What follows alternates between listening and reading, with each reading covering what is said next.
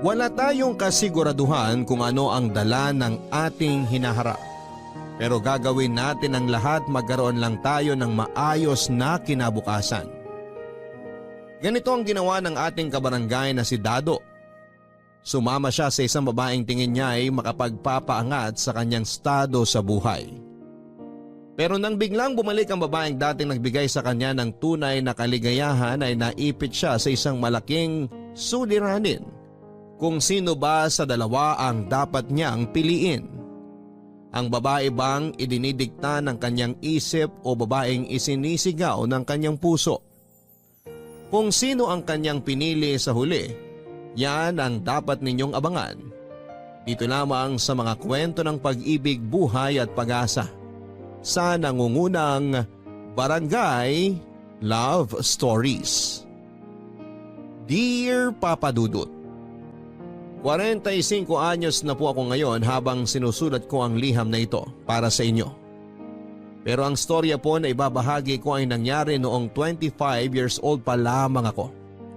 Dado po ang pangalan ko.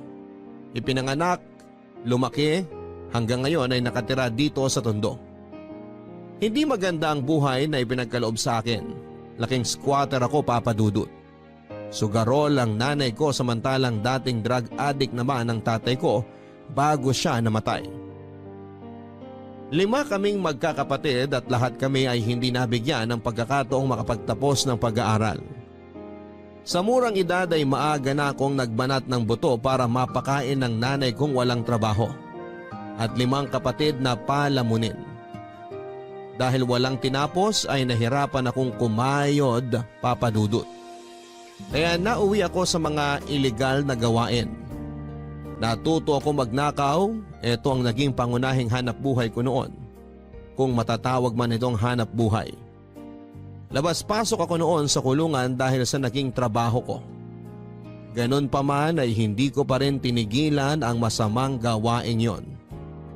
Ito lang po kasi ang tanging paraan para magkapera ako noon at mapakain ko ang pamilya ko. Saka na lang ako natigil sa pagnanakaw ng isang barkada ang magpasok sa akin sa kalakaran ng pagbebenta ng laman. Kahit papaano ay meron din naman daw akong itsura at magandang pangangatawan.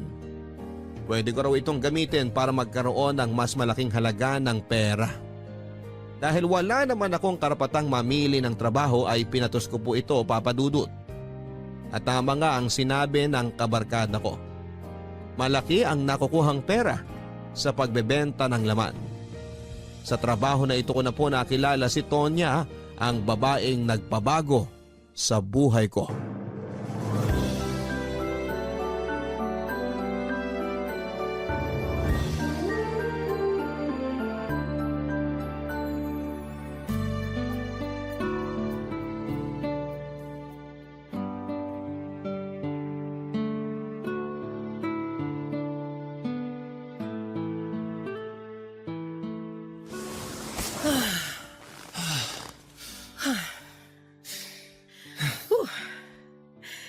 Totoo nga ang sinabi nila. Na ano? Na magaling kang bata. Nag-enjoy ka ba? Oo, sobra. Ito yung matagal ko nang hinahanap eh. Ngayon ko na lang ulit naranasan. Patikim pa lang yan. Marami ka pang pwedeng maranasan sa akin. Talaga ba? O baka naman puro salita ka lang. 30% pa lang yung naranasan mo sa akin kanina. Malalaman natin yan sa susunod na pagkikita natin. Bakit? Alis ka na ba? Hindi pa. Gusto ko muna makipagkwentuhan sa'yo. Talaga? Ano bang gusto mong malaman tungkol sa akin? Ilang taon ka na nga ulit? 25. Malayo pa lang agwat natin ha. Nung ganyan pa ang edad ko, hindi ka pa ipinapanganak. Ilang taon ka na ba? Hulaan mo. 30? Sorry, bobo ko sa math eh. 50 na ako. Papasa na ako bilang nanay mo. Talaga ba? Hindi halata ah. Alam mo, babayaran naman kita eh, kahit hindi mo ako bulahin. Di nga. Totoo naman sinasabi ko eh. Bata ka pa talaga tingnan. Wala ka bang asawa? Meron. Eh, bakit ka nagbabayad ng lalaki kung may asawa ka naman pala? Di na ba makatayo sandata ng asawa mo? Kaya pa naman. Ang problema, sa ibang babae ginagamit yung espada niya. kaya sa iba ka rin sumasama? Gumaganti ka sa kanya? Hindi ako gumagante. Sinasagot ko lang ang pangangailangan ng katawan ko. Paminsan-minsan, kailangan mo rin diligan ng halaman.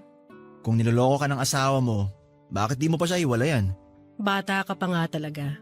Hindi ganun kadali yun, Dado. Paanong hindi? Marami kang bagay na dapat i-consider bago ka makipaghiwalay. Mahirap magdesisyon basta-basta gamit ang emosyon lang. Kailangan mo rin gumamit ng utak. Kapag nakipaghiwalay ako sa asawa ko, ano mangyayari sa akin pagkatapos? Paano ang mga anak ko? Hindi mo pa yan maiintindihan ngayon kasi wala ka pang anak, wala ka pang asawa. Isa pa, hindi mo kilala ang asawa ko. Mahirap kalabanin ng taong yun. Hahayaan mo na lang ba na harap-harapan kang niloloko ng asawa mo? Hinahayaan ko ba talaga? Kaya ka nga nandito sa tabi ko, di ba? Di ka ba natatakot na baka mahuli tayo ng asawa mo? Wala namang pakialam yon kahit na mahuli niya ako eh. Ang mahalaga, hindi ako mahuli ng ibang tao dahil kapag nangyari yon, masisira ang pangalang inaalagaan namin. Yon ang dahilan kung bakit hindi rin ako nagsasalita. Kahit na nahuhuli ko siyang kasama niya ang mga kabit niya. Mga? Dado, kung mayaman ka, hindi lang isa ang magiging kerida mo. Kayang-kaya mong bumili ng 2, 3, hanggat may maisasalpak kang pera sa pagmumukha nila. Hindi ka mauubusan ng babae. Ibang klase talaga mayayaman, no? Sarap siguro maging milyonaryo. Masarap, pero mahirap. Lalo na kung hindi na kayang tumbasan ng pera ang mga bagay na hinahanap mo. Lahat naman ng bagay dito sa mundo may katumbas na pere. Hindi lahat. Maniwala ka sa akin, pera-pera lang yan. Basta may pera ka, lahat makukuha mo. Bata ka pa nga talaga. Pangalawang beses mo nang sinabi yan Hindi na ako bata. O siya, di hindi na. Magbihis ka na. Aalis na tayo bago tayo abutan ng araw. Walang trabaho si Tonya, Papa Dudut, pero hindi na niya kailangan magtrabaho dahil mayaman naman ang asawa niya. Ito ang rason kung bakit sa kabila ng harap-harapang panloloko sa kanya ng asawa niya ay hindi siya maiwan-iwan ni Tonya dahil sa kayamanan nito. Isa pa ay ayaw din niyang iwan ang 3 niyang anak na siyang tanging nagbibigay sa kanya ng rason para mabuhay. Nagkakilala kami ni Tonya matapos akong irekomenda ng isang kaibigan sa kanya. Naghahanap siya noon ng bagong lalaki dahil nagsawa na raw siya sa dati niyang boy toy. Maganda si Tonya, Papa Dudut. Kahit na 50 anyos na siya ay meron pa rin siyang magandang pangangatawan. Hindi mo siya makikitaan ng linya sa mukha niya. Makinis pa rin ang balat niya na daig pa ang balat ng bagong panganak. Sa unang tingin ay hindi mo akalaing nagbabayad siya ng lalaki para lang masagot ang pangangailangan niya sa katawan. Meron kasi siyang maamong mukha, mga tipo ng mukhang mapagkakatiwalaan. Simula noon ay naging suki ko na si Tonya. Twice a week kami noon kung magkita at talaga namang tiba-tiba ako noon pagkatapos kong maibigay ang kagustuhan niya. Simula noon ay ako na ang nagbigay ng mga bagay na hindi kayang ibigay sa kanya ng asawa niya. Doon na po mas lumalim pa ang pagsasama naming dalawa, Papa Dudut. Sa sobrang pagkahumaling niya sa akin ay nagsimula na niya akong bigyan ng mga material na bagay. Sinimulan niya sa mga mamahaling relo na nasundan ng mga branded na damit at sapatos. Yun nga lang, Papa Dudut, ay kasabay ng paggasto sa akin ni Tonya ay ang pagkontrol niya sa buhay ko.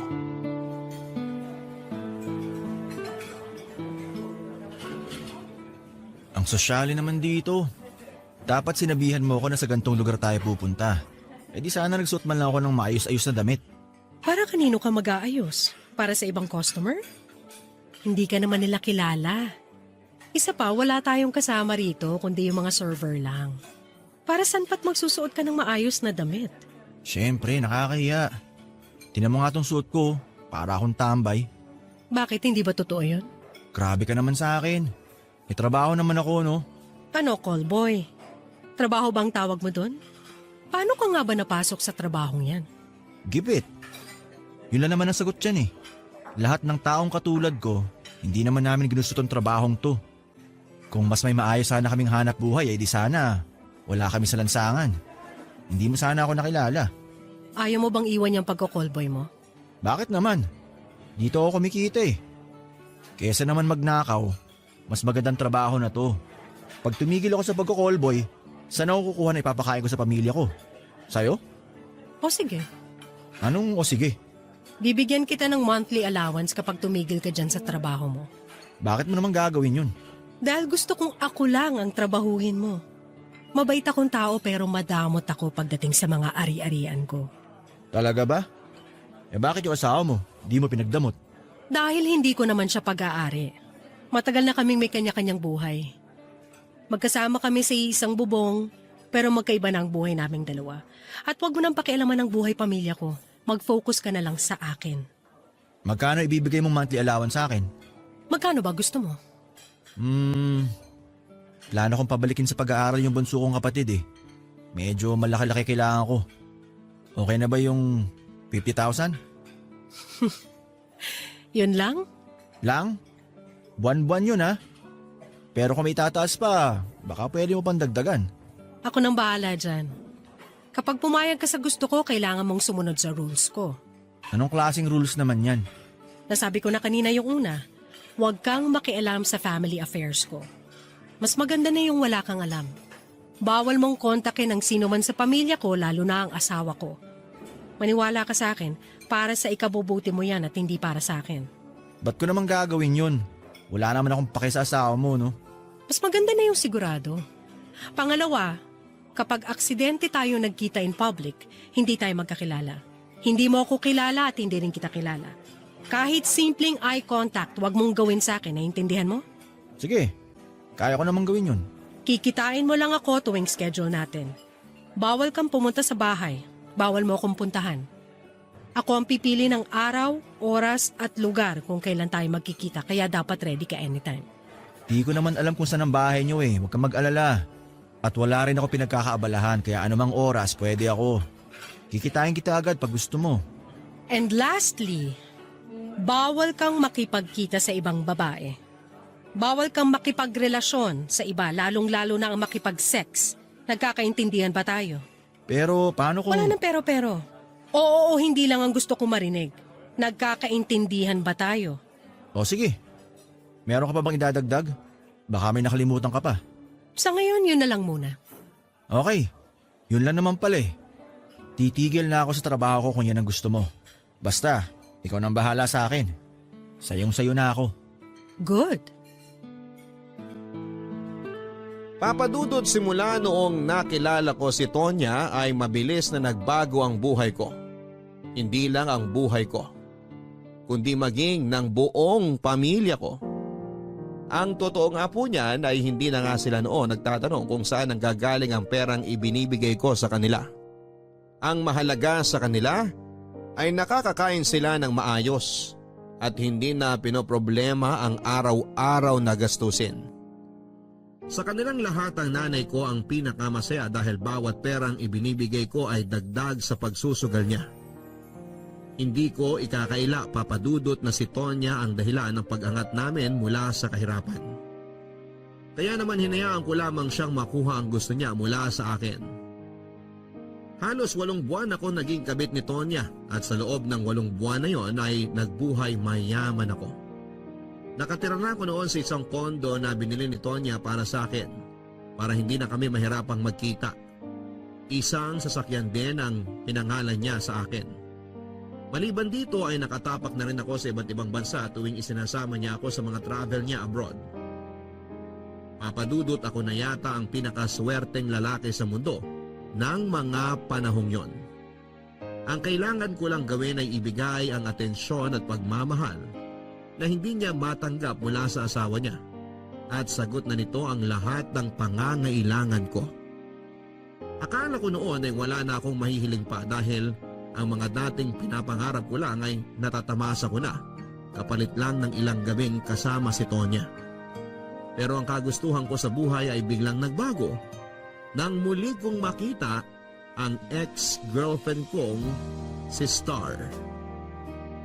Papadudot magkababata kami ni Star Magkasama na kaming lumaki at sabay na namulat sa malupit na mundong ito. Magandang babae si Star. Itinago nga lang ng kahirapan ang tagline nitong kagandahan. Ganun pa man ay siya ang unang babaeng bumihag sa puso ko. Makulit kasi siyang tao at mataas ang pangarap sa buhay. 17 anyos lang siya noon nang mabuntis siya.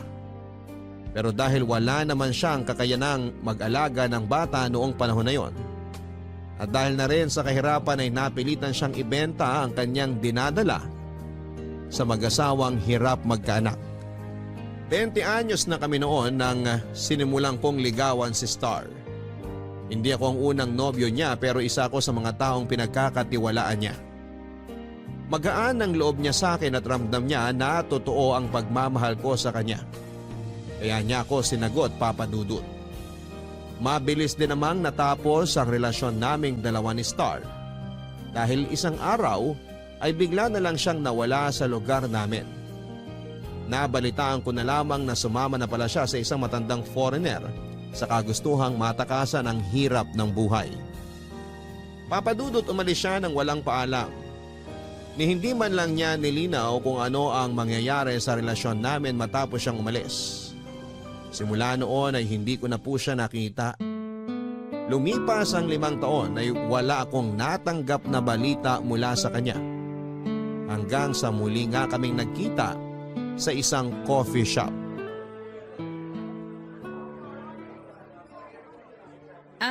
Excuse me? Dado? Ikaw ba yan? Ako nga. Star? Oh, long time no see! Ikaw nga. Grabe, ang laki na pinagbago mo ah. Muntik na kitang hindi mamukhaan. Siyempre, nag-upgrade na tayo. O ano, kumusta ka na? Mukhang big time ka na. Di naman. Sinuwerte lang. Tingnan mo nga, ang gara ng damit mo. Nakarelo ka pa.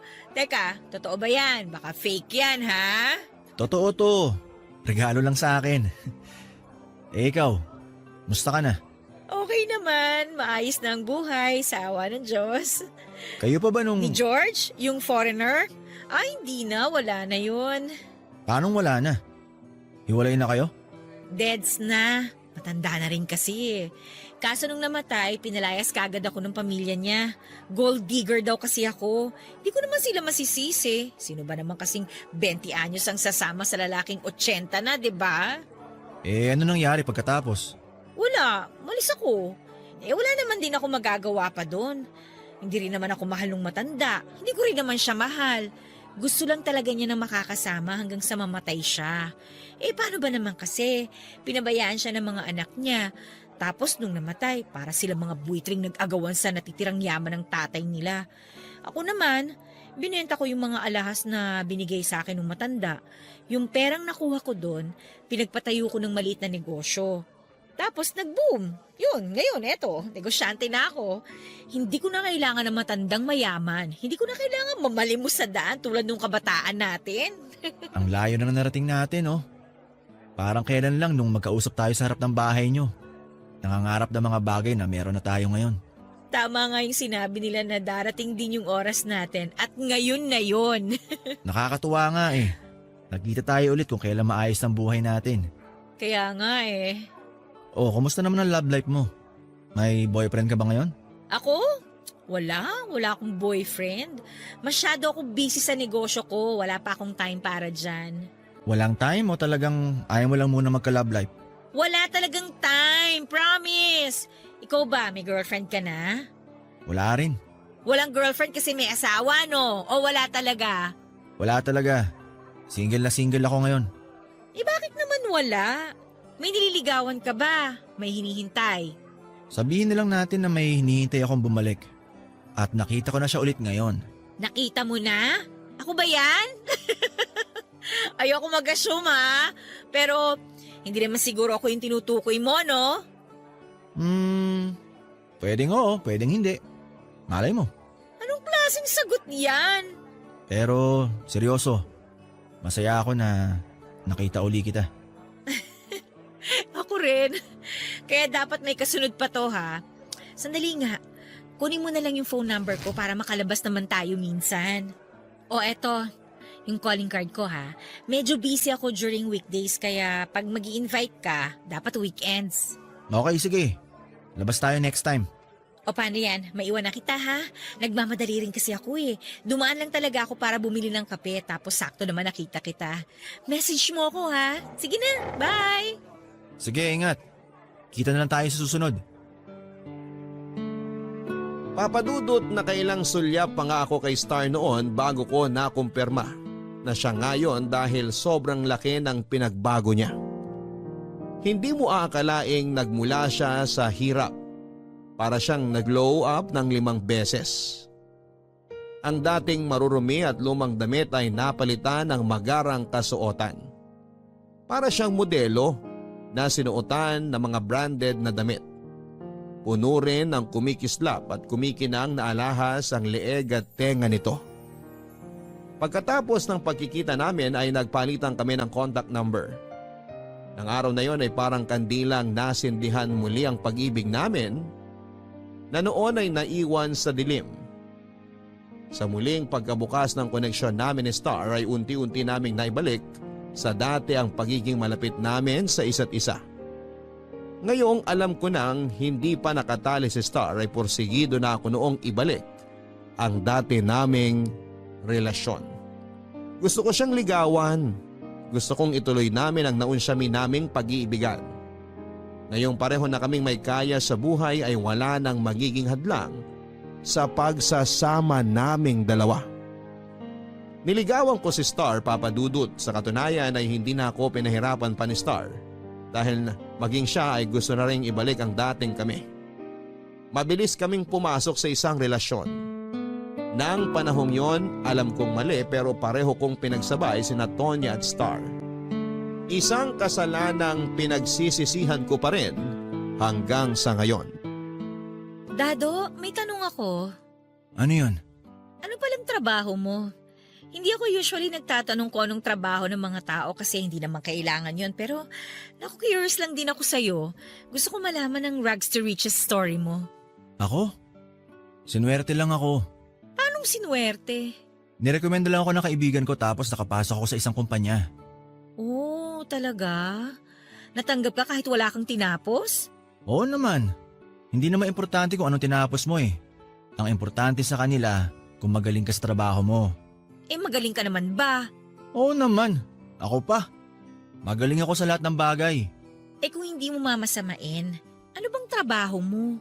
Di ko pwedeng sabihin eh. Medyo confidential kasi. Confidential? Bakit naman? Baka mamaya illegal pala yung trabaho mong yan, ha? Hindi no. Walang nilalabag na batas ng trabaho ko. O sige, kung ayaw mong sabihin, di okay lang. Hindi naman sa ayaw kong sabihin. Hindi lang talaga pwedeng ipaalam sa iba eh. Oo na, hindi na kita pipilitin. Next month, mansari na natin ah. Anong gusto mong gawin? Ako? Ano ba? Gusto mo mag-out of town tayo? Nako, baka mahirapan tayo dyan. Pero tingnan natin, baka magawa ko ng paraan. Or pwede rin naman kumain na lang tayo sa labas. Baka busy rin pala ako nun. Naalala mo pa ba yung unang mansari natin? Yung nasa Tondo pa tayo? Oo naman. Hindi ko makakalimutan yun, no? Kape at pandesal habang umuulan. Napakasimple pero nung araw na yon, naramdaman ko kung gaano kaganda yung buhay. Yung moment na yon, kahit ang dami nating problema, nabigyan mo ko ng motivation para mangarap ng mas malaki. Ako rin. Di ko rin makakalimutan yung araw na yon. Sa unang pagkakataon, nakaramdam ako ng totoong saya sa kabila ng estado natin. Kaso nga lang, nung sumunod na buwan, bigla ka na lang nawala. Siya nga pala yung nangyari sa atin noon. Gusto ko sana mag-sorry sa nagawa ko. Huwag na nating balikan yon. Eh, kailangan natin bigyan ng closure yun bago tayo makapagsimula ulit. Nakaraan na yun eh. Naiintindihan ko naman kung ba't mo nagawa yun. Kailangan ko kasing i-prioritize ang pamilya ko noon eh, kaya ako sumama kay George. Si George, yung asawa mo? Oo, siya kasi nagbigay sa akin ng opportunity na baguhin ang buhay ko. Buhay namin. Kaya kahit masakit sa akin, kailangan kitang iwan. Ang naging kasalanan ko lang, hindi ako nakapagpaalam sa'yo. Hindi kita sinabihan. Iniwan kita sa ere. Alam mo, Sobrang nasaktan ako noon. Nagalit ako sa'yo. Nagalit ako kasi pinaniwala mo ako na magtatagal tayo. Yun pala. Kaya nga gusto kong mag-sorry. Sana mapatawad mo ako sa nagawa ko sa'yo. Mahal naman talaga kita eh. Kaya masakit din sa part ko na iwan ka. Hayaan mo akong bumawi sa'yo. Pinapangako kong hindi na mauulit yung nangyari. At yung inaasahan mong magtatagal tayo, tutuparin ko yun. Isa pa, hindi natin kailangan magtagal. Kasi hindi na tayo maghihiwalay. Promise yan? Oo, promise! Kaya sana mangako ka rin sa akin na ikaw na talaga na hindi mo ako lolokohin, hindi mo ako sasaktan. Kasi ako, all out na ako sa'yo. Wala nang urungan, wala nang aalis. Simula noon hanggang ngayon, ikaw pa rin naman talaga ang gusto ko eh. Walang nagbago dun. Salamat sa second chance, Dado.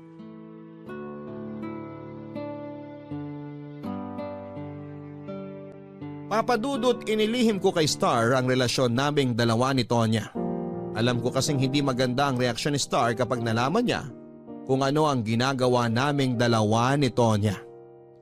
Gumawa ako ng ibang kwento kung paano ako nagkapera na agad namang pinaniwalaan ni Star. Isa pa, hindi ko na kailangan pang banggitin si Tonya dahil plano ko naman noong makipaghiwalay sa kanya. Nabigyan ako ng pangalawang pagkakataong makasama si Star at hindi ko nasasayangin pa ang chance. Bago pa mahuli ang lahat ay kakalasan ko na si Tonya. Ang problema, Papa Dudut, ay hindi pala ganong kadaling magdesisyon. Marami nang nagawa para sa akin si Tonya para pakawalan lamang niya ako basta-basta. Napagtanto ko na hawak-hawak pa rin ni Tonya ang lahat ng meron ako sa ngayon. Ang tinitirhan ko, ang gamit na sasakyan ng perang nagpapakain sa akin maging sa mga suot kong damit. Lahat ay nasa kamay ni Tonya.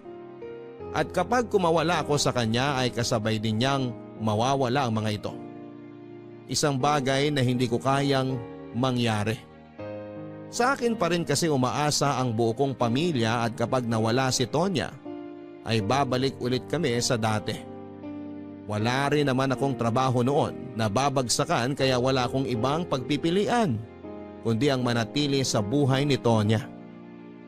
Itinuloy ko ang relasyon namin ni Star at kasabay nito ay patuloy pa rin akong nakipagkita kay Tonya.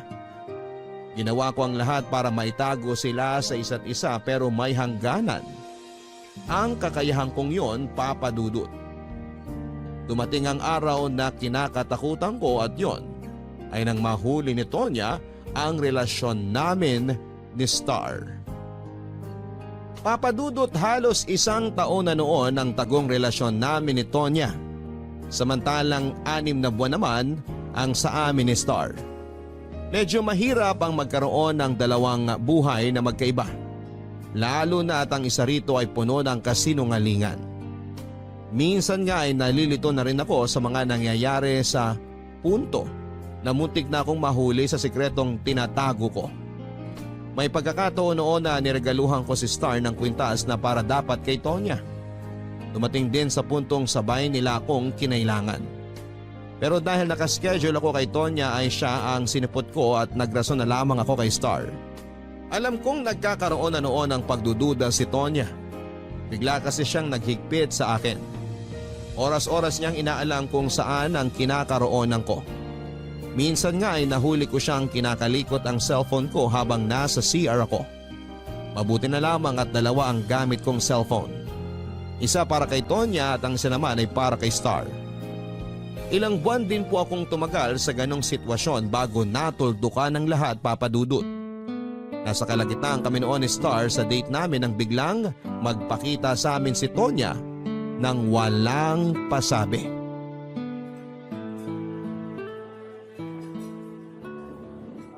Mabuti naman nakapag-day off ka ngayon. Kala ko ba busy ka tuwing Huwebes? Mabait yung boss ko eh. Pinayagan naman ako mag-off. Sinabi ko kasi may emergency ako. Aba, nagsinungaling pa ah. Yung mga ganyang boss na mababait, dapat hindi mo niloloko. Mahirap na makaharap ngayon ng boss na marunong umintindi, no? Ngayon ko lang naman ginawa to eh. Tsaka mabait akong empleyado. Kaya pinagbibigyan niya ako tuwing humihingi ako ng pabor. Mabuti naman kung ganon. Uy, nga pala, next week busy ako ha. Uwi kasi ako ng Lucena eh. Bakit? Anong gagawin mo doon?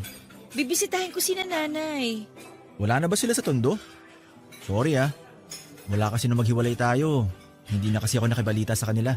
Okay lang yun. Naiintindihan ko. Matagal na silang wala sa Tondo. Nung umalis ako, umuwi sila ng Lucena. Doon na sila tumira. Tsaka maghahanap ako ng magandang lugar kung saan pwede magpatayo ng business doon. Magtatayo ka ng negosyo sa Lucena? Oo, last month ko pa plano magtayo ng second branch doon. Kailan balik mo? Hindi pa ako sure. Baka 3 o 4 na araw ako doon. Matagal na rin kasi akong hindi nakakabisita sa kanila Ganon ba? Kung hindi ka nga sana busy, Well, hello! isasama sana kita Yes? Kilala ba kita? Hindi. Pero kilala ako ng kasama mo. Tonya! Anong ginagawa mo rito? Hindi ba dapat ako ang magsabi ng tanong na yan sa'yo? Anong ginagawa mo rito? Akala ko ba may emergency ka? Naayos ko na yung emergency. Wala nang problema. Kung ganon, kitain mo ako mamaya. Maghihintay ako sa'yo. Ikaw po ba yung boss ni Dado? Boss? Oo, siya nga. Siya yung boss ko na sinasabi ko. Boss ko siya. Sorry po, ma'am. Pasensya na kayo. Akala ko kasi off niya ngayon. Ako talaga yung nagpumilit sa kanyang lumabas, kaya sana wag po kayong magalit sa kanya. At ikaw si... Ako po pala si... Star! Siya po si Star. Kaibigan ko po. Kaibigan. Ha? I see. Nice to finally meet you, Star. So paano yan? Maiwan ko na kayo at baka nakakabala na ako sa inyo. Hihintayin na lang kita mamaya, Dado. Alam mo naman siguro kung saan ako makikita, di ba? Opo. Mamaya na lang. Talaga, Dado? Kaibigan? Kaibigan mo lang ako? Sorry. Nabigla ako sa nangyari. Hindi ko inaasahan na makikita tayo ni Tonya. Kinakahiya mo ba akong girlfriend? Hindi. Hindi kita kinakahiya, Star. Mahirap kasang ipaliwanag Basta hindi pwedeng malaman ni Tonya na may girlfriend ako. At bakit naman? Nasa kontrata mo ba na bawal ka magka-girlfriend? Ipapaliwanag ko na lang sa susunod na pagkikita natin. Kailangan ko muna puntahan si Tonya. Aalis ka na? Kailangan Pasensya ka na, Star. Babawi ako sa susunod. Dado! Dado, sandali lang. Ano ba? Hindi pa ako tapos. Marami pa akong tanong.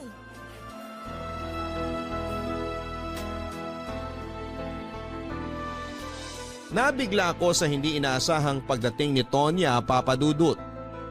Kaya hindi agad ako nakapag-isip ng maayos na rason. Alam kong pareho silang nagtaka sa mga lumabas sa bibig ko. Si Tonya na pinalabas kong boss ko at si Star na ipinakilala ko bilang kaibigan. Nagalit si Star sa akin ng araw na yon dahil hindi ko inamin na girlfriend ko siya. Alam kong maging si Tonya ay ganun din ang nararamdaman ng mga oras na yon. Naipit ako sa sitwasyon kaya wala na akong ibang nagawa kundi ang magsinungaling. Hinayaan ko munang humupa ang init ng ulo ni Star bago ko siya muling kinausap. Sa halip ay si Tonya ang una kong hinarap. Aaminin ko sa inyo, Papa Dudut, na natakot akong magpakita ulit kay Tonya matapos ang nangyari. Matalino siyang tao at alam kong alam na niya ang mga nangyayari. Kaya wala nang rason pa para magsinungaling ako sa kanya. Bago umuwi sa kondo ay sinubukan kong tawagan si Tonya sa kanyang cellphone para makapagpaliwanag. Pero hindi niya ako sinasagot. Wala na akong ibang choice noon kundi ang harapin siya mismo. Pagkarating ko sa tinitirhang kong kondo ay nadatnang ko si Tonya noon na naghihintay. Kalmado ang itsura nito pero alam kong sa loob-loob niya ay kumukulo na ang dugo niya.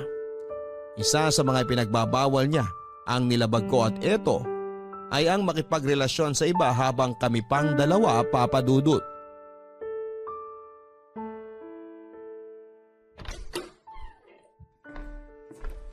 Tonya, kanina ka pa ba dito? Maupo ka, Dado.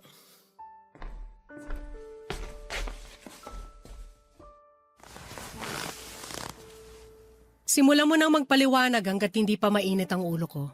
Tonya, kung ano man yung iniisip mo, hindi totoo yan. Kaibigan ko na talaga si Star. Kababata ko siya. Sabay kaming lumaki sa Tondo. Kababata? Kaibigan lang? Talaga ba? Nagsinungaling ka sa akin na may emergency ka para lang sa kaibigan? Yan ang gusto mong paniwalaan ko? Totoong sinasabi ko. Maniwala ka naman sa akin.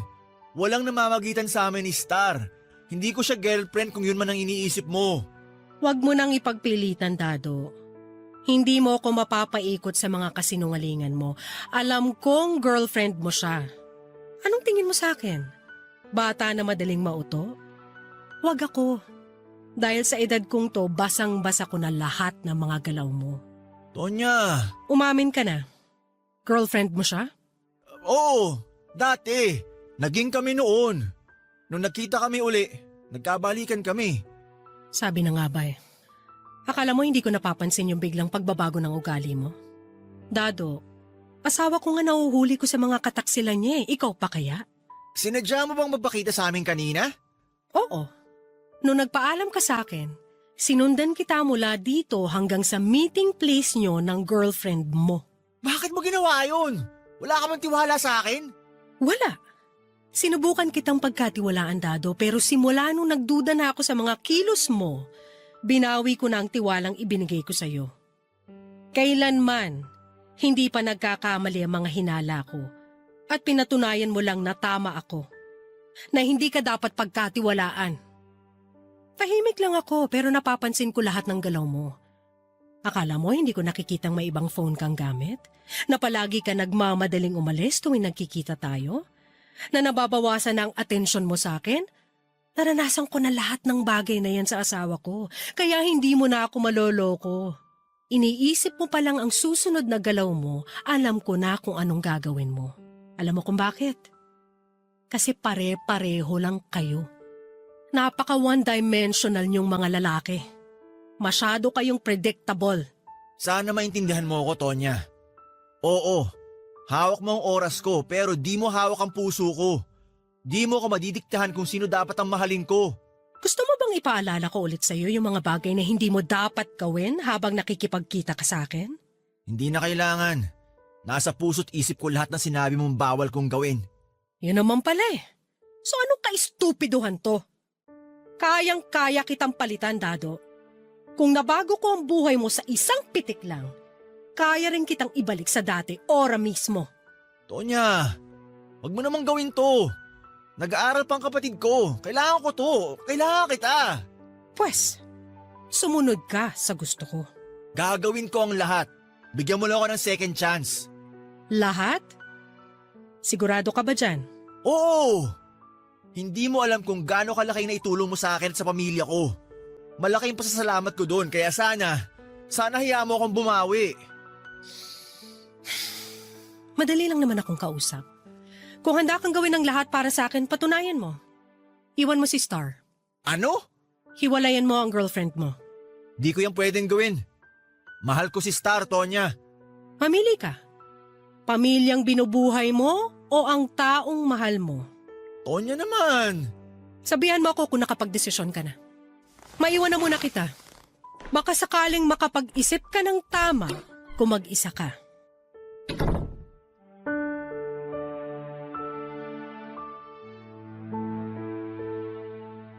Papadudot, ang totoo ay mabait naman talaga si Tonya. Ito ang nakita ko sa pagsasama naming dalawa. Naging bato nga lang ang puso niya dahil sa mga naging karanasan niya sa kanyang asawa. Ang lalaking dati niyang minahal ay pinagtaksilan siya, hindi lang isang beses kundi paulit-ulit. Lahat ng ito ay kailangan niyang tanggapin para lamang mapanatiling buo ang kanyang pamilya.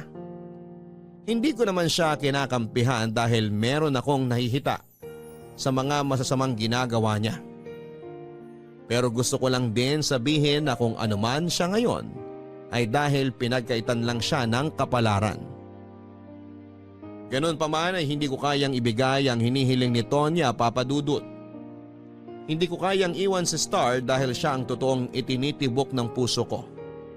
Noon pa man ay alam ko na ang kahihinatnan ng relasyon naming dalawa ni Tonya. Hindi ko siya minahal. Pinakisamahan ko lamang siya dahil sa kanyang yaman at alam naming pareho yon. Kailangan niya ako at kailangan ko rin siya. Sa madaling salita ay naggamitan lamang kami. Alam kong sa oras na iwan ko si Tonya ay mawawala na rin sa akin ang lahat ng yaman na meron ako. Kahit na anong gawin ko, kahit na sino man sa kanilang dalawa ni Star ang piliin ko, meron pa ring mawawala sa akin. Sa huli mas pinili ko ang taong makapagpapaligaya sa akin, Papa Dudut. Sa kanilang dalawa ni Tonya at Star, si Star ang pinili ko, Papa Dudut. Hindi ko kailangan ng marangyang buhay, mahirap man ang maghanap ng pera, ay kakayanin ko ito para lamang sa taong minamahal ko. Hindi ko kailangan ng malaking tirahan, ng magarang sasakyan at magandang kasuotan kung wala naman itong naibibigay na kaligayahan sa aking buhay. Si Star lang ang nakapagbibigay sa akin noon, kaya siya ang pinili ko sa kabila ng salaping magmumula kay Tonya. Si Tonya ang patunay na hindi lahat ng may kaya sa buhay ay masaya. Maraming ang pera si Tonya. Kaya niyang magpunta sa iba't ibang bansa anumang oras. Kaya niyang bilhin ang lahat ng nais niyang bilhin. Pero sa huli ay malungkot pa rin siya. Hindi kasi matutumbasan ng pera ang inaasam niyang pagmamahal na matagal na niyang gustong maranasan. Ayoko matulad sa kanya, Papa Dudut. Ito ang dahilan kung bakit handa kong talikuran ang lahat para lamang kay Star. Bago ako nakipaghiwalay kay Tonya ay kinausap ko muna si Star para liwanagin ang nangyari sa resto. Gumawa ako ng panibagong kasinungalingan para mapagtakpan ang nauna kong kalokohan. Pinalabas kong may gusto sa akin si Tonya at kapag nalaman niyang may girlfriend ako ay paalisin ako sa trabaho. Naniwala si Star sa mga sinabi ko, Papa Dudut. Ganon kalaki ang tiwala niya sa akin. Doon din ay pinangako kong hindi na ako magsisinungaling sa kanya at iiwanan ko na ang trabaho ko para sa kanya na siyang labis na kinatuwa ni Star. Pagkatapos nito ay sunod ako nakipagkita kay Tonya para tapusin na ang lahat.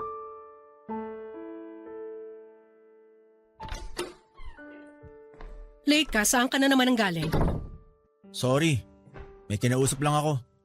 Ibig sabihin ba ng presensya mo rito may napili ka na sa aming dalawa? Oo, nakapagdesisyon na ako. Good. Maligo ka na. Kailangan mong bumawi sa isang oras na sinayang mo. Kanina pa ako naghihintay rito. Tonya, mag-usap tayo. Mag-usap tungkol saan? May kailangan pa ba tayong pag-usapan? Tungkol sa pinili ko. Tonya, si Star ang pinili ko, hindi ikaw. Anong sabi mo? Si Star ang mahal ko. Siya ang taong gusto kong makasama hanggang sa pagtanda ko. Mas pipiliin mo ang babaeng yon kesa sa akin? Aanhin ko ang yaman na meron ka kung hindi naman ako masaya. Tonya, alam nating pareho na hindi natin gusto ang isa't isa. Sex lang naman ang habol mo sa akin, di ba? At pera mo lang ang habol ko sa'yo. Sa tingin mo ba tatagal tayo sa ganitong sitwasyon? Pero mahal kita. Dado, willing akong ipaglaban ka basta piliin mo lang ako. Kahit iwalayan ko ang asawa ko kung gusto mo. Hindi mo ako mahal. Mahal mo ang mga bagay na naibibigay ko sa'yo na hindi kayang iparamdam sa'yo ng asawa mo. Sana huwag kang malito sa mga nararamdaman mo. Pero totoo, mahal kita, Dado. Ikaw ang gusto ko. Tapusin na natin to, Tonya. Eto yung susi ng kondo. Eto naman yung sa kotse. Iiwan ko na rin itong telepono na binili mo para sa akin. Hindi mo na kailangang ibalik yung mga yan. Para sa'yo talaga yan, please. Dado, wag mo naman akong iwan ng ganito. Di ba nangako ka sa akin? Pinangakuan mo ako na ibibigay mo ang lahat sa akin? Pangako yun kapalit na mahihita ako sa'yo. Masyado ako nabulag sa mga regalo mo, sa pera mo, kaya handa ako ibigay ang lahat noon. Pero iba na ngayon. Hindi ko na kailangan ng mga bagay na meron ako ngayon. Dahil nahanap ko na ang totoong makapagbibigay ng kaligayahan sa akin. At si Star yun. So itatapo mo na lang ako basta-basta? Matapos mo makuha ang gusto mo, iiwan mo ako ng ganito na lang? Tonya, huwag kang umastang biktima rito dahil ang totoo, naggamitan lang tayo. Nakuha ko ang gusto ko sa'yo, nakuha mo ang gusto mo sa akin, kaya quits lang tayo. Paano na ang kapatid mo? Nag-aaral pa siya. Patitigilin mo siya sa pag-aaral para lang sumaya ka? Maghahanap ako ng trabaho para maipagpatuloy yung pag-aaral niya. Ikaw? Ni high school nga, hindi mo naranasan? Paano ka makakahanap ng trabaho? Maliban sa pagbebenta ng katawan, anong trabaho pang pwede mong gawin? Hindi porket wala akong tinapos at mahirap lang ako, mamatahin mo na ako. Marami pa akong kayang gawin na hindi mo alam, Tonya. Yan ang problema sa inyong mahihirap. Nakatikim lang ng kaunting ligaya, handa nang iwan ang lahat. Hindi kayo marunong gumamit ng utak. Kaya kayo namamatay na mahirap eh. Kaya ka rin siguro malungkot hanggang ngayon kasi ganyan ang turing mo sa mga tao na nakakababa sa'yo. Oo, mahirap kami, pero kaya naming sumaya. Ikaw, nasa iyo na nga ang lahat, pero ang tanong, masaya ka ba? Kaya kong sumaya anytime, Dado. Marami akong pera. Sana nga. Sana kaya kang bigyan ng kaligayahan ng pera mo. Pero kahit anong gawin mo, hindi na mapipigilan ng pera mo pag alis ko. Sige, umalis ka. Iwan niyo ako. Ganyan naman kayo eh. Kapag nagsawa namang iiwan. Sanay na ako. Ano pa bang ina-expect ko? Pero ito ang tandaan mo, Dado. Hindi pa to ang huling pagkikita natin. Tingin mo makakaalis ka sa mga kamay ko ng basta na lang? Paalam, Tonya. Hindi pa tayo tapos! Huwag mo ako tinatalikuran! Dado! Pagkatapos kong iwan si Tonya ay agad kaming nag-live-in ni Star. Sa kanya ako tumira, Papa Dudut.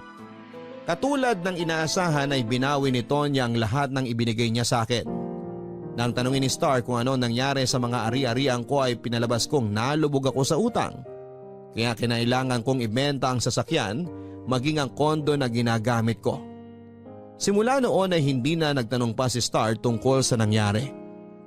Mahirap man ay eto ang naging bunga ng pagsira ko sa tiwala ni Tonya. Tanggap ko na noon na babalik na naman ako sa paghihirap pero hindi ko hahayaang mangyari yon. Sinikap kong maghanap ng trabaho, yun nga lang dahil wala naman akong tinapos at wala ring sapat na karanasan ay nahirapan akong makahanap ng matinong trabaho. Ang nakitang solusyon ni Star sa problema ko ay ako ang naisip niyang mag-manage ng kanyang negosyo. Nang panahon na yon kasi, Papa Dudut, ay plano niyang magbukas pa ng isa pang negosyo kaya kailangan niya ng titingin dito. Ilang buwan nang lumipas ay naging maganda ang relasyon namin ni Star, Papa Dudut. Akala ko noon ay natakasan ko na sa wakas ang mga problema ko pero ang totoo ay paparating pa lamang pala kami sa isang malaking unos. Isang araw ay bigla na lang umuwi si Star at galit na galit. Oh, Star! Napaaga yata. Walang yaka! Bakit? Anong ginawa ko? Ba't mo ko sinampal? Kailan mo pa ako pinaglololoko? Ha? Kailan pa, Dado? Anong pinagsasabi mo? Hindi kita maintindihan. Tingin mo, bobo ako? Alam ko na ang totoo. Alam ko na ang lahat. Kumalma ka nga muna. Sabihin mo sa akin, ano yung totoong pinagsasabi mo? Kinausap ako ng boss mo kanina. Sinong boss? Kita mo? Sarili mong kasinungalingan, hindi mo mapanindigan.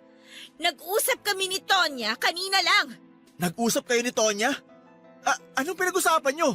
Kailangan ko pa bang ulitin kung anong sinabi niya sa akin? Kasi alam kong alam mo na ang sagot sa tanong mo. Kung ano man ang sinabi niya sa'yo, sinisiraan lang niya ako. Walang katotohanan namang pinagsasabi niya sa'yo. Di ba sinabi ko naman sa'yo na may gusto siya sa akin? Kaya gagawin niyang lahat para lang masira tayo. Huwag mo nang subukang isalbay ang sarili mo dahil sirang-sira ka na sa akin, Dado. Star, pakinggan mo naman ang side ko. Mas maniniwala ka kay Tonya? Sabihin mo nga sa akin ang totoo. Callboy ka? Ha? Oo, dati. Callboy ako dati. Nung walang-wala ako, kailangan ko ng pera kaya nag-callboy ako. Kaya kayo nagkakilala ni Tonya? Oo. Tapos pumayag ka maging kabit niya kapalit ng pera? Oo, ganun nga. Tapos habang kabit ka ng isang mayamang matrona, niligawan mo ko. Pinangakuan mo ko na ako lang ang babae sa buhay mo. Ako naman si tanga, sinagot naman kita. Ngayon, pinagsabay mo kaming dalawa. Tama, di ba? Totoo mga pinangako ko sa'yo, Star. Pero pinagsabay mo kami. Tama, di ba? Sumagot ka! Oo, pero hindi ko gustong mangyari yun. Nahirapan ako kumawala kay Tonya. Kailangan ko siya para makapag-aral ng kapatid ko. Sana intindihin mo naman ang sitwasyon ko. Intindihin? Intindihin ang ano? Dado, ang laki-laki mong tao. Bakit hindi ka magbanat ng buto? Bakit kailangan mong kumapit sa matrona? Kung makapagsalita ka naman, parang hindi ka kumapit sa kano para makabangon sa buhay ah. Ang kapal ng mukha mong ihalin tulad ako sa'yo. Una sa lahat, hindi ako naging kabet. Pangalawa, wala akong mga taong pinagsabay na niloko, kaya wag mo akong itutulad sa'yo. Hindi kita niloko, Star. Totoo ang nararamdaman ko sa'yo. Kaya pala kinailangan mo magsinungaling. Si Tonya, boss mo, nagtatrabaho ka sa kumpanya, nalubog ka sa utang kaya ka nagbenta ng condo unit at sasakyan? Ano pa? Ha? Ano pang kasinungalingan ang isinaksak mo sa akin na pinaniwalaan ko? Star, nagawa ko lang naman ang lahat ng yun kasi naipit ako eh. Hindi! Ginawa mo lahat ng yon kasi ginusto mo. Kung sasabihin ko ba sa'yo yung totoo nung simula pa lang, matatanggap mo ba ako? Di ka makasagot, di ba? Kasi kahit sabihin ko pa ang totoo sa'yo noon o ngayon, iisa lang ang kahinat na ng lahat. Magagalit ka pa rin sa akin. Kaya mas pinili ko na lang na itago sa iyong lahat bago ko tapusin yung sa amin ni Tonya.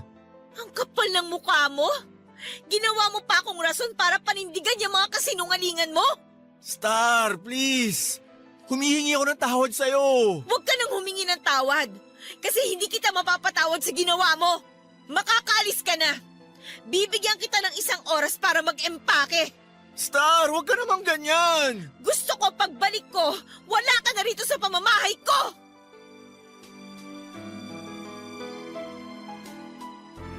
Papa Dudut, sinubukan kong isalba ang relasyon namin ni Star sa abot ng aking makakaya. Pero kahit na anong gawin ko ay ayaw na niya akong pagkatiwalaan. Nang araw ding yon ay nakipaghiwalay siya sa akin at pinalayas niya ako sa kanyang bahay. Napilitan po akong bumalik sa Tondo, ang lugar na nagpaalala sa akin kung gaano kahirap ang buhay. Halos araw-araw ko noong pinupuntahan si Star para humingi ng pangalawang pagkakataon. Pero ni anino niya ay ayaw makipagkita sa akin. At dahil nga sa galit ay sinugod ko si Tonya sa kanilang pamamahay. Kinausap ko ang asawa niya at isiniwalat ang lahat na nangyari sa amin dalawa ni Tonya. Nagulat ako nang tawanan lamang ako ng asawa niya. Para bang wala siyang pakialam sa nangyari. Sa halip na magalit kay Tonya ay binantaan pa niya ako na kapag lumapit ako sa pamilya nila ay sa kulungan na ang magiging bagsak ko. Nag-file sila ng restraining order dahil sa panggugulo ko.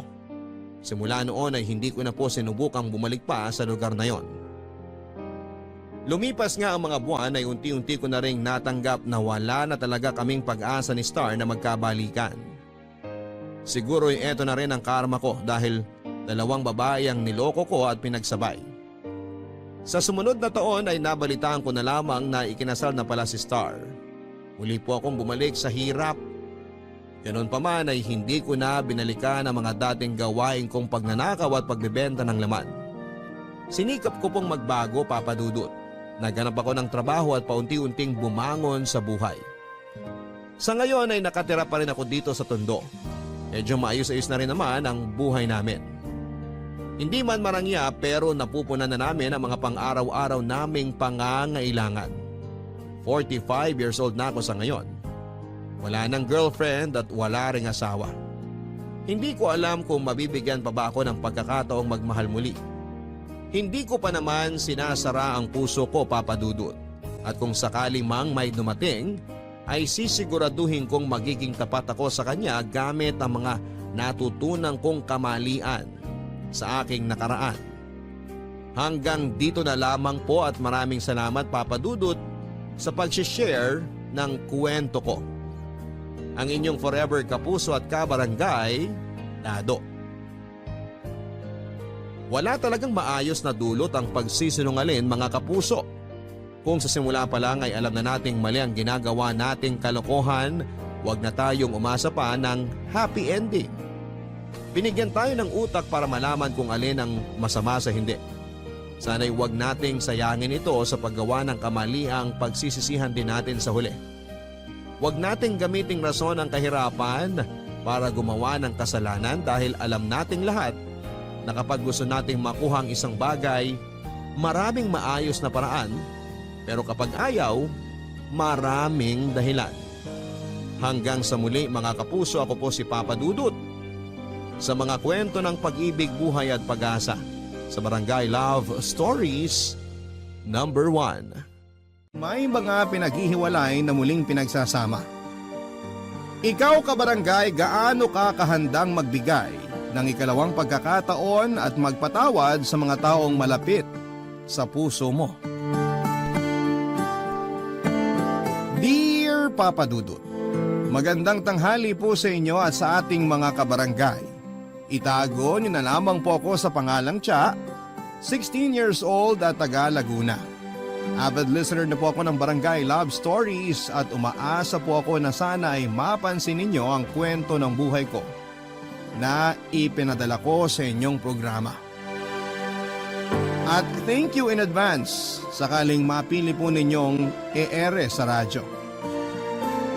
Gusto ko lamang po sanang i-share ang mga pinagdaanan namin ng Nanay Marico sa buhay. Alam ko po na lahat naman tayo ay may mga malulungkot at masasakit na nakaraan.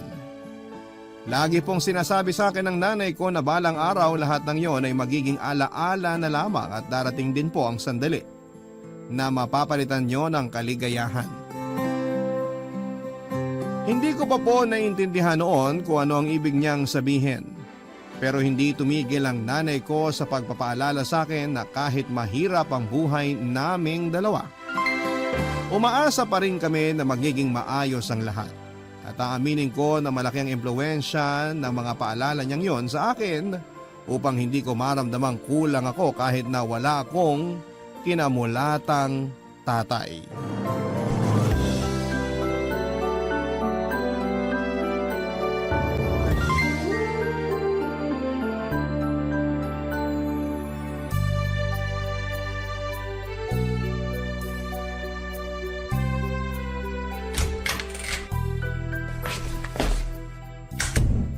Nay, nandito na po ako. O anak, mabuti dumating ka na. Mano po, Nay? Kumusta na po ang pakiramdam nyo? May lagnat pa po ba kayo? Wala na. Effective yung gamot na pinainom mo sa akin kanina. Ay, mabuti naman po kung ganon. Nag-aalala po kasi ako sa inyo pero ayaw nyo namang magpaalaga sa akin. Ayun, buong araw ko kayong inisip habang nasa school ako. Ikaw talaga. Siyempre, mas importante pa rin ang pag-aaral mo, nak. Di ba kamo may exam kayo? Nung isang gabi ka pa nga nagre-review eh. Kaya alam ko na mahalaga sa'yo yon. Pero mas mahalaga pa rin po kayo sa akin, Nay. Paano na lang kung may nangyaring hindi maganda sa inyo rito habang nasa school ako, di ba? Hindi ko po makakaya kung pati kayo mawawala sa akin. Hindi ko po alam ang gagawin ko, Nay. Maayos na naman si nanay. Tsaka hindi pa ako kukunin ng Panginoon dahil marami pa akong dapat gawin. Isa na doon ang igapang ang pag-aaral mo hanggang makatapos ka sa kolehiyo. Kaya nga kahit maganda kuba na ako sa pagtatrabaho, titiisin ko. Alang-alang sa'yo, anak. Ay, nandun na po tayo. Pero wag niyo naman pong pagurin ang sarili niyo. Balita ko, hindi kayo kumakain sa tamang oras, tapos nagpapatuyo rin kayo ng pawis sa likod. Talagang magkakasakit po kayo niyan, Nay. Wala po ako lagi sa tabi niyo para paalalahanan kayo ng mga bagay na sinasabi niyo rin sa akin. Tingnan mo tong batang to. Biglang ako naman ang pinagalitan. Hindi po ako nagagalit. Nagpapaalala lang po ako. Hindi ba sabi nyo, kahit alam na natin ang isang bagay, importante pa rin na may nagpapaalala sa atin? Kaya nga kahit nanay ko kayo at anak nyo ko, hindi po ako magsasawa o mapapagod na magsabi sa inyo, nanay. Mahal na mahal ko po kayo. Tsaka ayoko may mangyaring masama sa nag-iisa kong magulang. Nakakataba naman ang puso na marinig yung mga salitang yan mula sa'yo, nak. Napakaswerte ko kasi dumating ka sa buhay ko. Kung wala ka, sigurado nabaliw na ang nanay. Nay naman eh. Siyempre, mahirap na nga ang buhay tapos mag-isa pa ako. Ako rin naman po, masisiraan po ako ng ulo kapag nawala kayo. Kaya please lang po, sa susunod makikinig na kayo sa akin para hindi na rin kayo nagkakasakit. Baka po nakakalimutan nyo, nagkakaedad na po kayo. Naku, hindi ko naman nakakalimutan na tumatanda na ang nanay mo. Hindi pa naman ako ulyanin. Saka huwag ka nang masyadong mag-alala. Tatandaan ko na ang mga sinabi mo, promise yan. Sige, Nay. Noted po yan, ha? Ay, o nga pala, Nay. May dala po akong pagkain. Birthday kasi ng kaklase ko, tapos pinapunta ako sa bahay nila. Pinagbalot din po ako ng handa. Matutuwa kayo kasi may spaghetti dito. Sandali lang po, ha? Maghahain lang po ako. Naku, mukhang mapaparami ang kain ko nito. Tama po yun, Nay. Bumawi po kayo ng kain para lumakas po kayo kaagad. Papadudot matagal nang hiwalay ang mga magulang ko. Wala pa ako noon sa mundo nang iwan ni nanay si tatay dahil nananakit ito. At bago pa siya nito mapatay ay naisipan na niyang umalis sa poder nito, kaso ay naiwan naman kay tatay ang nooy 3 taong gulang kong kapatid na si Ate Eileen. Hindi po alam ng nanay ko na ipinagbubuntis niya ako noon. At huli na bago niya yon nalaman. Kung tutuusin ay nalagay pa po sa alanganin ng buhay namin pareho nang lumabas ako sa tiyan ni nanay sa 7 buwan ng pagbubuntis niya. Tandang-tanda ko pa noon na na-ER ako at kinailangan niya ng malaking halaga para mabuhay lamang ako. Sa kabila ng lahat ay thankful pa rin si nanay dahil hindi kami noon pinabayaan ng may kapal. Sa pagpapatuloy po ng aming buhay, nangamuhan lamang po si nanay at madalas ay kasama niya po ako sa trabaho niya hanggang sa magkaedad ako dahil wala namang magbabantay sa akin. Kung hindi naman po siya magtatrabaho, pareho kaming mamamatay sa gutom. Kaya nga kahit doble yung hirap ay nagtiis po si nanay para maitaguyod lamang ako, Papa Dudut. Bilang anak ay walang araw at gabi na hindi ako naging proud sa siyang may-ari rin ng maliit na kwarto na inuupahan namin.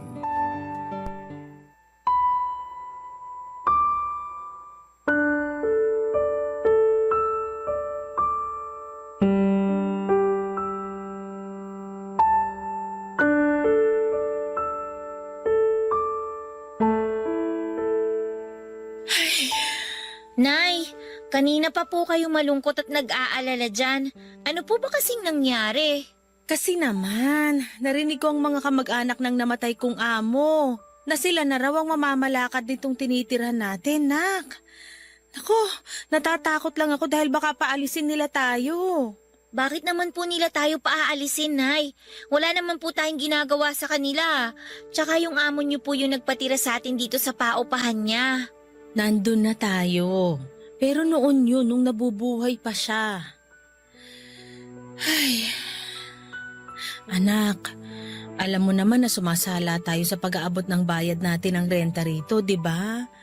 Pero pinagpapaumanhinan lang tayo nang namatay kong amo dahil naaawa siya sa ating magnanay. Kaso ngayon nawala na siya. Baka paalisin na rin tayo rito dahil hindi tayo regular na nakakapagbayad ng renta. Hindi naman po siguro nila gagawin yun, Nay. Alam naman nila na mahirap pa tayo sa daga, tapos papaalisin pa nila tayo dito. Tsaka ngayon lang naman po tayo hindi regular na nakakapag-abot dahil nagkasakit nga po kayo, tsaka hindi po nakakapasok sa trabaho. Sana nga mapagpasensya nila ang sitwasyon natin. Nagsisikap naman tayo sa buhay na balang araw makakaahon din tayo sa hirap, nak. Kaya nga po, Ating dalawa. Pero bata ka pa, hindi mo dapat masyadong pinoproblema ang mangyayari sa hinaharap. Ang pag-aaral mo ang dapat na inaatupag mo. Pasensya ka na kung nakapagsasabi ako ng mga hinaing ko at pangamba. Pero hindi ibig sabihin nun ipoproblemahin mo na rin ang mga bagay-bagay na dapat ako ang nag-aalala. kung sosolohin niyo po ang problema at pag-aalala, mahihirapan po kayo, Nay. Kahit bata pa po ako, may muwang na po ako sa mundo. Alam ko po kapag malungkot kayo o may masakit sa inyo, pwede niyo pong sabihin sa akin ang mga kinakatakot niyo. Wala man po akong magagawa sa ngayon, at least gumaan po yung pakiramdam niyo. Alam mo, nak, tama ka. Medyo nawala nga ang pag-aalala sa dibdib ko kasi nakwento ko na sa'yo. Kita nyo? Sabi sa inyo, kausapin nyo lang po ako eh. Kaya, Nay, wag na po kayo masyadong mag-alala ha, dahil hindi po mangyayari ang kinatatakutan nyo. Hindi po tayo mapapaalis sa tinitira natin kasi makakapagbayad naman po tayo sa mga utang natin. Tama yun. Bukas na bukas makikipag-usap ako sa kanila. Tapos mas dodoblehin ko pa ang sipag ko sa pagtatrabaho para madagdagan ang kita ko. Pero wag po kayong masyadong magpapagod, Nay ha. Aba, oo naman. Alam kong magagalit ka sa akin kapag nagkasakit uli ako. Hindi po, Nay. Magagalit lang po ako kapag pinabayaan yung sarili nyo. Papadudot maswerte si nanay dahil nakakatagpo siya ng mga taong may mabubuting puso na siyang kinakasangkapan ng Diyos para mapadali ang aming buhay. At isa na nga po doon ang amo niya na nagpatuloy din sa amin sa paupahang bahay nito para aming tuluyan. Kaya lang matapos nga po nitong mamatay ay nagkaroon ng pagkakataon ng mga kamag-anak niya na angkinin ang properties niya. Kasama na po doon ang mga paupahan niya. At ang unang ginawa ng mga kamag-anak niya ay paalisin kami. Ang totoo ay hirap po kaming makabayad ng renta ni nanay kaya pinag-initan nila kami at sinabi sa amin na hindi sila ampunan. Nang mga panahon na yon, kahit na anong pagmamakaawa ang gawin namin ay hindi nila kami pinapakinggan, Papadudot. Naiyak na nga lang kami ni nanay habang isa-isang dinadampot ng mga damit at gamit namin sa lupa na pinagtatapon nila. Akala ko po talaga ay matutulog kami ni nanay sa kalsada ng gabing yon, pero mabuti na lamang dahil tinulungan kami ng kaibigan ng namatay na amo ni nanay na nakilala niya matapos nitong umattend sa burol noon. Sa awa ng Diyos, meron po kaming bubong na nasilungan at maayos na higaang tinulugan. Matapos kami nitong patuloyin at kupkupin sa bahay niya, Papadudot. Barangay Love Stories. Barangay Love Stories.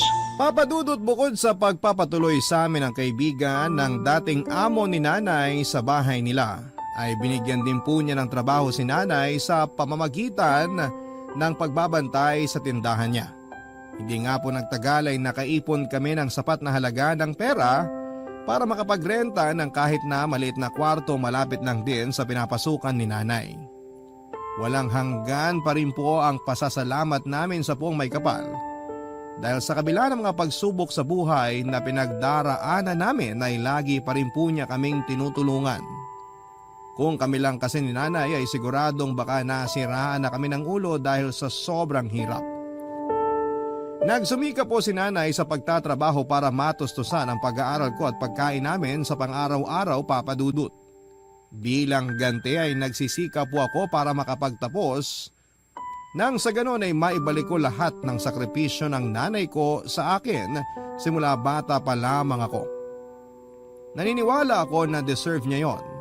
Matapos ang mga paghihirap na pinagdaanan niya sa buhay, mabuhay labang niya ako at madala sa mundo na ito. Tanging hiling ko lang po sa Diyos ay bigyan niya ang nanay ko ng mahabang buhay at mabuting kalusugan sa araw-araw.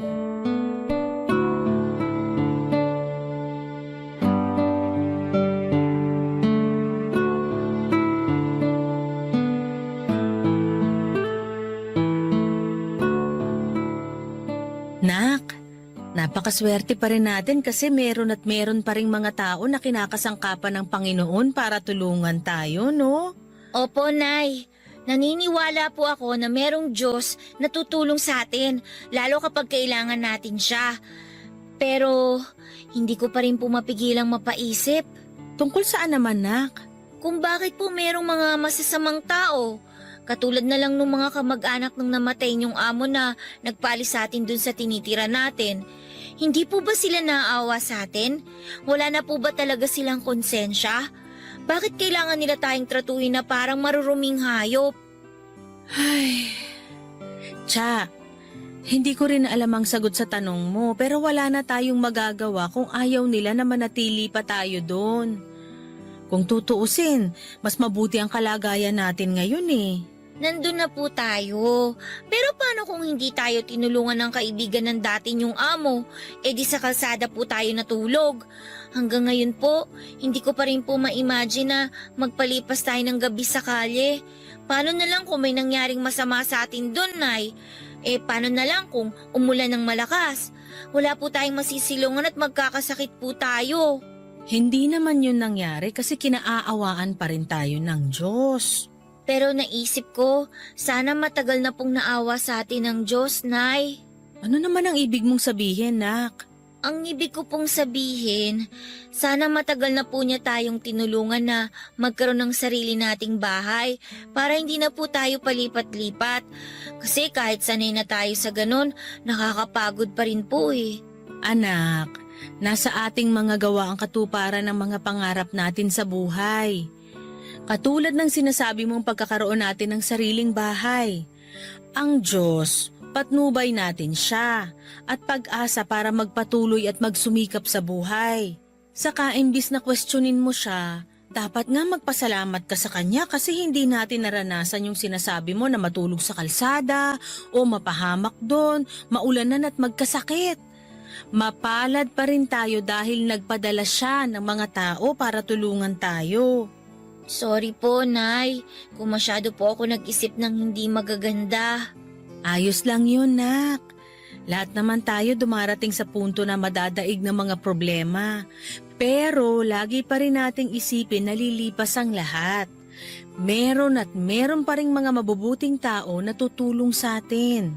Balang araw, gusto ko po ako naman yung tumulong sa kapwa ko kasi alam ko yung pakiramdam na nangangailangan. Mangyayari yon kapag nagsumikap ka at hindi mo kukwestiyonin ang plano ng Diyos sa'yo, anak. Oo, mahirap sa umpisa pero wala tayong hindi malalagpasan kapag kasama natin siya. Salamat po sa palaging pagpapaalala. Malaking bagay po yung mga payo nyo, lalo kapag nakakalimot ako. Ikaw din naman, lagi mo akong pinapaalalahanan. Saka, sino-sino pa ba ang magtutulungan? Tayong dalawa rin naman, diba? Opo, Nay. O siya, tama na nga tong usapan na to. Mabuti pa tulungan mo na ako maghain doon para makakain na tayo. Nagluto ako ng paborito mong adobong sitaw, Nak. Talaga po, Nay? Naku, ipapakita ko po sa inyo kung paano ko itataob yung kaldero.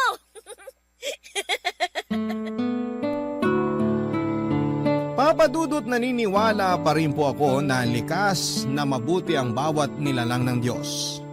Kasi kahit mas marami yung mga masasama at malulungkot na balita sa telebisyon at social media, ay meron pa rin pong iilan na mababait at pilit na nagpapakabuti. Pero minsan kahit na anong pangaral sa akin ni Nanay na lahat ng tao ay ganon o kahit papaano ay merong kabutihan sa puso, ay hindi ko po yun may apply sa sarili kong ama. Bata pa lamang ay lagi ko nang iniisip na masama siya.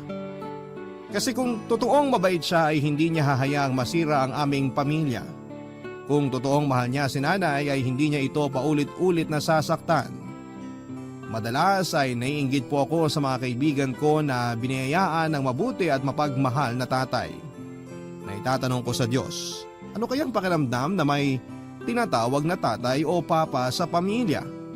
Lagi-lagi ko pong iniisip ang mga bagay na yon, pero ayoko namang bumalik pa si tatay sa buhay namin dahil pakiramdam ko ay mas magiging doble ang pasakit na pagdadaanan namin ni Nanay. Kaya lang ay mapagbiro ang kapalaran dahil isang araw ay bigla ko na lamang naabutan sa inuupahan namin ni Nanay ang tatay ko, Papa Dudut.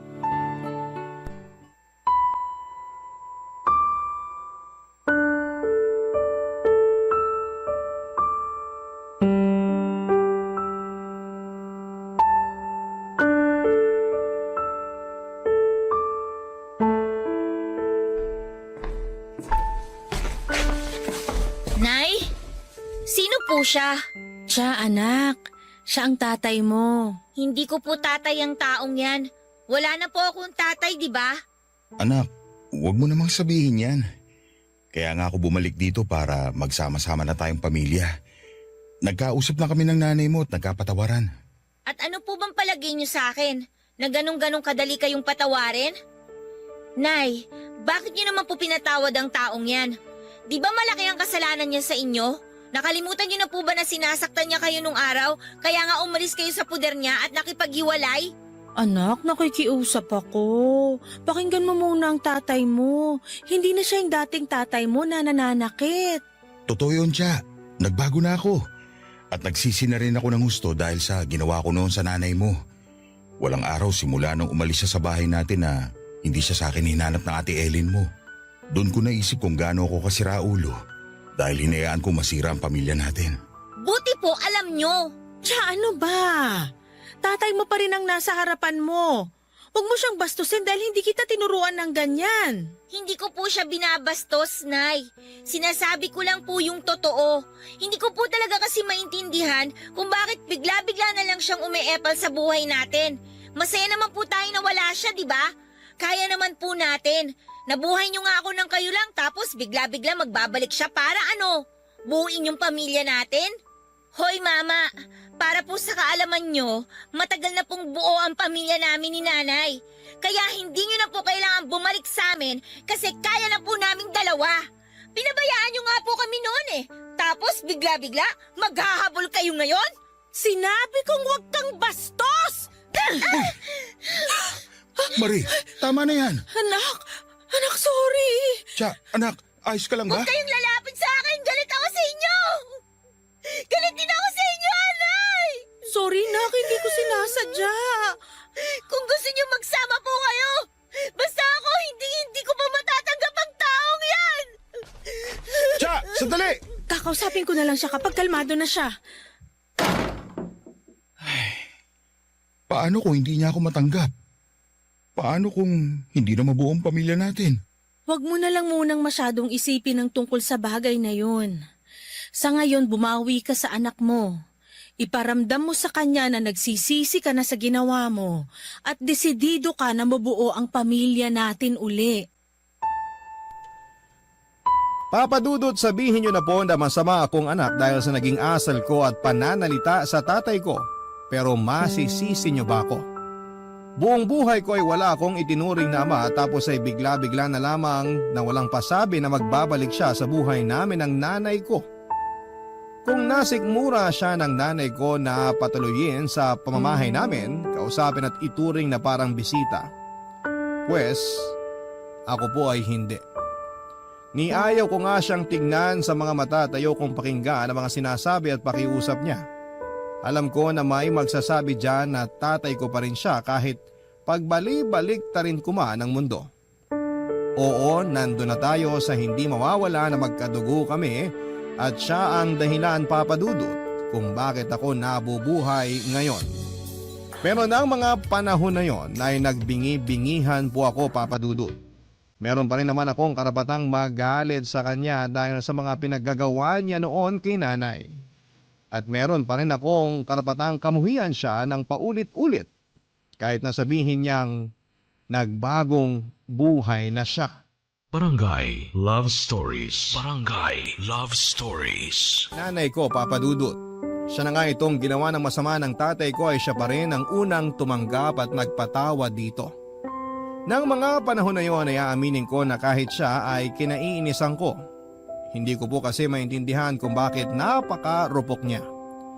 Hindi ko naman siya pinagbabawalang mag-asawang muli kung gugustuhin niya pero parang ang hirap tanggapin ang plano niyang pakikipag-ugnayan sa tatay ko. Malakas po ang paniniwala ko na nagbalik lamang si tatay sa buhay namin ni nanay para saktan lamang siya ng gusto.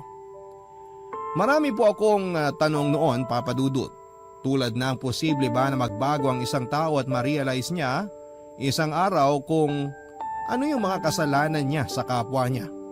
Kung oo, bakit gusto niya pa ulit bumalik sa buhay ng mga taong nasaktan niya? Hindi ba niya alam na yung paghihiwalay nila ng landas ang pinakamabuting regalo niya para sa mga taong nagawa niya ng masama? Yun po ang eksaktong damdamin ko ng panahon na yon tungkol sa pagbabalik ni tatay sa buhay namin. At kahit na nga sabik na sabik akong mabuo ang pamilya namin kasama ang ate ko ay hindi mawala-wala ang takot sa puso ko na baka sa umpisa lamang masaya, tapos mas masakit pala sa dulo.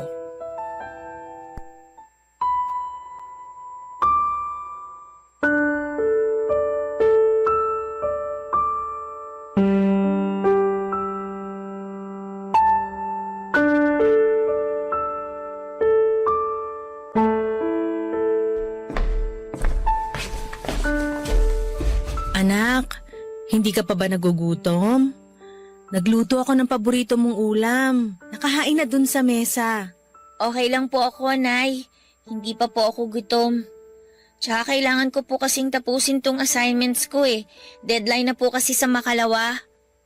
Ay, galit ka pa rin ba sa akin? Nay naman eh. Alam niyo naman po na hindi ko kayo kayang tiisin, di ba? Tsaka, hindi po ako galit. Naiinis lang po ako. Naiintindihan ko kung saan nanggagaling ang inis mong yan. At pasensya ka na kasi binaliwala ko ang feelings mo, anak. Tapos nasaktan pa kita. Hiyang-hiya ako sa sarili ko matapos kong gawin sa'yo yun. Kasalanan ko rin naman po kasi naging bastos ako. Tama po kayo nang sabihin yung hindi niyo ako pinalaki ng ganon. Kaya palagay ko dapat lang talaga na sampalin niyo po ako. Ikaw talaga? Hindi nga kita pinadadapuan sa lamok ng baby ka pa kasi sobrang selan mo kaya. Kaya pasensya ka na talaga, anak ha. Wala na po yun. Apology accepted. Pero Nay, ano po bang plano niyo? Sigurado na po ba kayo na may kipagbalikan kayo kay tatay? Ang sa akin lang naman po, paano po kung saktan niya ulit kayo? Hindi ko po siya mapapatawad pag nangyari yun. Nakikita ko naman sa tatay mo na sincero siya sa mga sinasabi niya sa akin, nak. Alam mo ba nung nagkausap kami, humingi kagad siya ng tawad sa akin. Umiyak din siya at kulang na lang magmanikluhod siya sa harap ko. Inawat ko na nga lang kasi ayoko namang gawin niya yun. Oo, may kasalanan siya sa akin nun. Hindi pa rin naman mawawala yung takot sa dibdib ko na baka isang araw maulit-uli yung naranasan ko sa mga kamay niya kapag pinabalik ko siya sa buhay ko at sa pamilya natin. Kung mangyayari yun, hindi ko mapapatawad ang sarili ko lalo kung idadamay ka pa niya. Kaya nga nagdadasal ako sa Diyos. Humingi ako ng patnubay sa kanya kung tama ang desisyon ko na bigyan pa ng tsansa ang tatay mo para makasama natin. Sa huli, magaan ang dibdib ko, anak. Kaya alam ko rin na tama ang desisyon kong yun. Bukod doon, miss na miss ko ng ate mo, nak. Hindi ko siya nakita at nakasama ng mahabang panahon. Pero alam ko naman na hindi ko pwedeng ipilit sa'yo na tanggapin uli ang tatay mo. Mahalaga sa akin ang kapakanan mo. Nay, mahalaga rin po sa akin ang kapakanan nyo. At kung mas magiging masaya kayo sa second chance na binigay nyo kay tatay at sa pamilya natin, susubukan ko po na tanggapin siya. Nandun pa rin po yung alinlangan. Pero alam ko na sa likod po natin ng Diyos. Hindi niya po tayo pababayaan. Kasi hindi naman niya tayo pinabayaan, di ba? Salamat, nak, dahil malawak ang pangunawa mo. Sobrang proud na proud ako sa iyo sa mga bagay na handa mong isang tabi alang-alang sa ating pamilya. Mahal na mahal kita. Mahal na mahal din po kita, Nay. At wala akong hindi kayang gawin para po sa pamilya natin. Papadudot matapos po ang pag-uusap naming yon ni Nanay ay aaminin ko na nahiya ako sa sarili ko at sa asal ko. Hindi naman po kasi talaga tama na hayaan kong mamayani ang galit sa puso ko lalong-lalo na sa sarili kong ama. Hindi naman po talaga sagad sa buto ang galit ko sa kanya. Siguro ay mas nangingibabaw lang sa akin yung takot dahil ayoko nang masaktan muli kami ng nanay ko dahil sa pag-asa na mabubuo ulit ang aming pamilya. Pero mabuti pa rin po ang Diyos dahil pinatunayan niya sa amin ni nanay na merong mga pagkakataon sa buhay na ibinibigay kapag nararapat na ang panahon. At yun po ang pagkakabalikan nila ni tatay. Kitang-kita ko naman po ang effort ng tatay ko na makabawi sa amin ni nanay at mas maging mabuting padre di pamilya sa amin. Kaya kahit nasa pag-a-adjust pa rin ako ay hindi ko naman po tuluyang sinarado ang puso ko na balang araw ay mapapatawad ko na po si tatay at mabubuong muli ang pamilya namin nila nanay.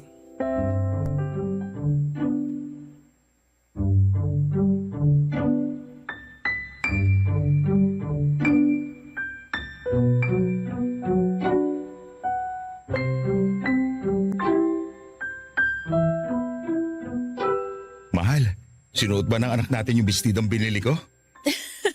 Oo. Alam mo, tuwang-tuwa nga si Cha nung binigay ko. Sabi ko galing sa'yo. Ayaw ngang bitiwan tapos panay-ikot dun sa salamin. Gustong-gusto niya yung damit, mahal. Ang ate Ellie niya pumili ng damit na yun para raw pareho sila. Naku, dapat pala isinama ko na rito ang kapatid niya para nagkita na sila. Kaso patapos pala ang klase ng panganay natin eh. Kaya bali ang mangyayari, dadaanan na lang natin siya sa eskwelahan mamaya. Ayos lang yon. Hindi na ako makapaghintay na makita silang mag-ate. Cha, anak! Kanina ka pa dyan sa banyo ah. Hindi ka pa ba tapos magbihes? Sandali lang po, Nay. Mukhang kinakabahan ang anak mo. Narinig ko po yun, Nay, ah. Wow anak, tama nga ang nanay mo. Bagay na bagay sa yung bestidang suot mo. Lalo kang gumanda. Tay naman eh. Nagsasabi lang ng totoo ang tatay mo, nak. Tiningnan mo na ba ang sarili mo sa salamin? Ang ganda-ganda mo. Kanino ka pa magmamana? Sa akin lang naman, di ba? Totoo po yan, Nay. Kasi pareho tayong maganda. Excited ka na ba sa labas natin, nak? Opo, Tay. Gusto ko na kayong makasama pati si ate. Pero kinakabahan pa rin po ako kasi first time nating lalabas na isang pamilya. Nasanay po kasi ako na si nanay lang ang kasama ko eh. Huwag kang kabahan anak, dahil pamilya mo kami. Kumilos ka lang na natural para maging komportable ka. Sorry ulit kasi kailangan mo maranasan na lumaking walang kinikilalang ama. Bukod dun, ang dami nyo ring hirap na pinagdaanan ng nanay mo. Ang totoo, hanggang ngayon, hiyang-hiya pa rin ako sa inyong dalawa. Laki na lang talaga ng pasasalamat ko sa Diyos dahil tinanggap niyo pa rin ako sa buhay niyo nang bumalik ako. Naniniwala ako na mabuti ang Diyos dahil binigyan niya tayo ng ikalawang pagkakataon para mabuo ang pamilya natin. Kaya gagawin ko ang lahat para hindi sayangin ang pagkakataon na yun. Babawi ako sa inyo at gagawin ko makakaya ko para maging mabuting padre de pamilya. Anak, ang tagal kong hiniling na mangyaring araw na to. Gabi-gabi, bago ako matulog, lagi kong pinagdarasal sa Diyos na sana makita ko na ulit ang nanay mo. Tapos nung malaman kong buntis pala ang nanay mo nung magkahiwalay kami, sobrang saya ng puso ko. Kaya nga na makita ko yung galit mo sa akin noon, nalungkot ako ng gusto. Pero hindi naman kita masisisi dahil karapatan mo yon anak. Malaki ang pagkakasala ko sa inyo ng nanay mo. Nakaraan na yon, mahal. At nagkausap na kami ni Cha. Matalino ang anak natin. Naiintindihan niya ang sitwasyon. Tama po si nanay. Ang mahalaga po sa akin ngayon, mabuo po ang pamilya natin. Mahal na mahal ko kayo ng nanay mo, Cha. Mahal ko rin po kayo. Namin po ni nanay, Tay. O paano? Alis na tayo? Naghihintay ng ate Ellen mo, nak. Excited na yun na makita kayo ng nanay mo. Tara na po, Nay, Tay. Sunduin na po natin si ate. Papadudot, alam kong sinabi ko na hindi ko mapapatawad ang tatay ko. Pero iba pa rin po sa pakiramdam na walang sama ng loob at hinanakit sa sarili mong magulang. Hindi po madali yung process ng trust na ibinibigay ko kay tatay para tuparin niya ang pangako sa amin ni nanay na magiging mabuting padre de pamilya na siya. Pero sa abot ng makakaya ko ay sinusubukan ko pong umasa na mas magiging mabait sa amin ang kapalaran. At sa wakas ay tuluyan na kaming mabuo. Sa kasalukuyan, papadudot ay masaya po ang aming pamilya ni nanay kasama sina tatay at ate Ellen. Kaya nga na-inspired po ako na mag-share sa Barangay Love Stories ng storya namin para kaaliwan at kapulutan ng aral ng ating mga kabarangay. Masaya po ang puso ko na magpatawad at masasabi kong magaan ang loob ko. Pero palagi pa rin po akong nagdarasal sa Diyos na sana'y bigyan niya ng guidance ang pamilya namin sa araw-araw. Maraming salamat po Papa Dudut, sakaling mapili po ninyo ang sulat ko and more power sa programa ninyo at sana'y marami pa kayong maibahagi na magagandang kwento. Ang inyo pong kapuso at ka-barangay forever, Chat.